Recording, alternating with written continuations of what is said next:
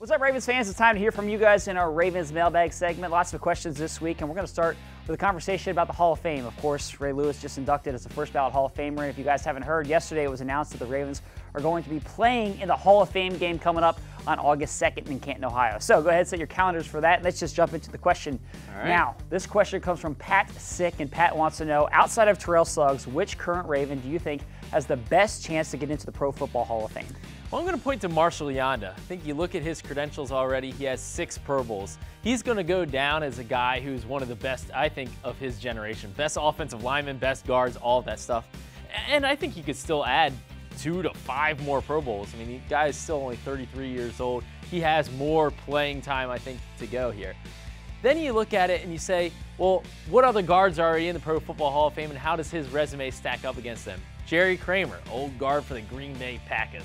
He's going in, he's got 3 Pro Bowls, 2 Super Bowls under his belt. So Yanda's already doubled him in Pro Bowls, and he has 1 Super Bowl. So I think that Marshall Yanda is probably going to go in. I don't know that he's going to be a first ballot Hall of Famer like Ray Lewis, Jonathan Ogden, and what I expect Ed Reed to be. Maybe even Terrell Suggs, I don't know.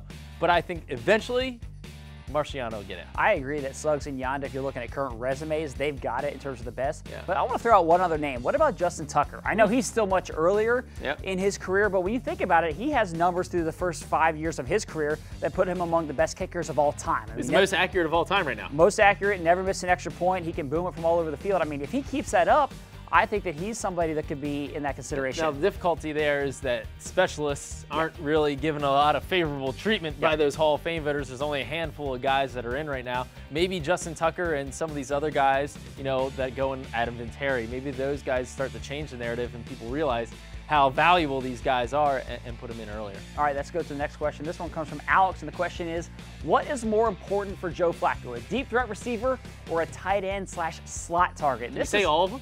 Yeah, that's all of the above. We'll take all of them. You know, it's interesting. I kind of went back and forth on this question, and I struggle with this.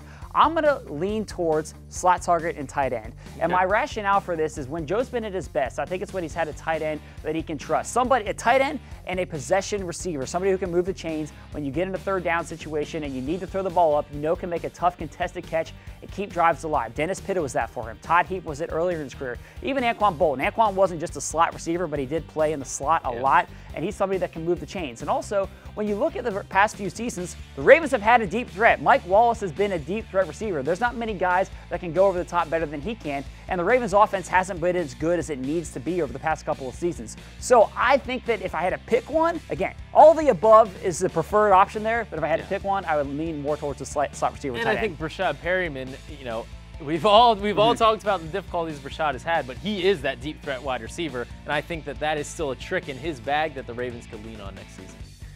Last question comes from Jeffrey Donnelly. The question is, this will sound crazy, and yes, this is going to sound crazy, but with Tim White and Quincy Adeboyejo both young and on the team, is it possible the Ravens don't draft a wide receiver? Jeffrey, all fans are like, Jeffrey, shut the heck up, man. Yeah, this is crazy. No, this is not going to happen. I think the Ravens will absolutely draft a wide receiver. I will be shocked if they don't come out of the draft with one, despite having Tim White and Quincy Adeboyejo. And I get it. They're exciting guys, and I don't think that we should forget about them because they performed well in training camp practices and then leading into the preseason. I think Tim White really energized people. But you can't go into next season banking on them. I mean, here's 2 guys who haven't played in a regular season game. I think Quincy got pulled up at the end of the year. Yeah. But, I mean, these are 2 very unproven guys with, I think, a lot of potential.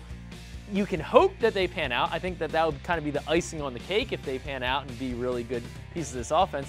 But you can't plan on that happening and not draft a wide receiver. You're not going to go into the next season saying these 2 undrafted free agents from last year who haven't played are going to be our guys. Yeah. You know, they're going to draft some guys. And again, maybe you get a little icing on the cake and these guys turn out to be something special. Exactly. So, as always, we love to hear from you guys. Sending your questions on social media every single week using the hashtag RavensMailbag. Thanks for watching, everyone. Have a great rest of your day.